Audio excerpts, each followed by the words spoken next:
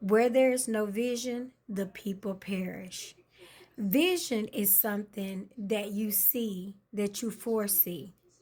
It's when you have an idea, a goal, a dream that doesn't even look like your current circumstance. When you do not have a vision of yourself that is larger than your circumstance, that is bigger than you're able to accomplish in 1 hour, in one night, in 1 year, when you don't have a vision for what it looks like, for you to not have or to be without a handicap or without a circumstance or without a current challenge that you've carried for a long time. Notice I did not say without any challenges because there will always be challenges. But maybe you've become married to a challenge. Did you know that there are some people that if they didn't struggle financially, they wouldn't know what to do? They wouldn't see themselves. They wouldn't be able, they're like, okay, what would I do? So, what we do is we create and sabotage success to create the pattern that we're comfortable. Because when you do not have a vision of yourself, not in the same struggle, it is impossible to create what you do not see. Yeah, think about it. That's why you have to be exposed. Let me give you an example. I remember when we were children. Now, as a child, I never looked at myself as being broke or poverty stricken or anything. And I know I wasn't born in poverty. Let me say that.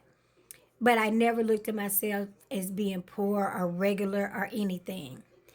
But I also did was the only way I was exposed to mansion sized houses was by going to stay at friends' house or cheerleading sleepovers and stuff like that. I remember my cousin, in all of the houses that we had, there was only one bathroom. And then when my father remarried, I remember them having two, and I was like, oh my gosh, that's just amazing. Now, I know that sounds like nothing, but remember, I'm a kid, and this was, at a different time. But being exposed to something greater is the only way I could crave or think about having something larger. Because literally it was me and my mom, so one bathroom was fine. That seemed like a waste. It just, and your body adapts to whatever you have. So it was not a thought. But once you were exposed to something, you thought, oh, wow, wait a minute. And the bathroom could be in my room, and mama could have, or she could have one of her room, and the hallway would be mine. And so you start thinking, that's the same way it is with a vision. You have to have a vision of yourself to where you see you not in the same struggle. Like I said, I didn't say without challenges because even when you have money, you have challenges, okay? And I don't want, and that's why I'm careful about the way I say things because I don't want to mislead people. The challenge to handling money, once you have it, now you've got to manage it. If you want to keep it, you have to know how to manage it effectively, when to invest, when to spend, when to hold, when to, make a money move. So now that's a new challenge because we tend to learn things as we encounter them. But the vision is what makes us even think about the possible challenges that will come because we begin to see ourselves better and beyond our current circumstance. So you have to have a vision of you. I don't care how bad it seems right now, how bad you might be going through. You've got to be able to see yourself in a position, in a place that is so much greater and so much further than where you are. When you do that, now you have something to work toward.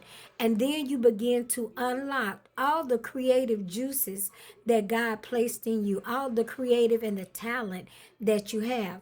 Remember, the Bible tells us in Deuteronomy that He gives us power to obtain wealth. So you got to empower yourself. It's been your girl, Candid with Kim. It's been your girl, the Queen Bee. Without a vision of yourself being better, you will sabotage your potential so that you can remain comfortable in your circumstances. And we don't want to do that. That's against everything we said we were going to do at the beginning of the year. We're in the first quarter. How good? Well, how many habits have you identified? How many patterns? How well and how committed to you are of breaking those patterns that left you feeling less than and not accomplishing your goals in 2025? And how committed to you are you to changing so that you can have a better 2026? Think about it.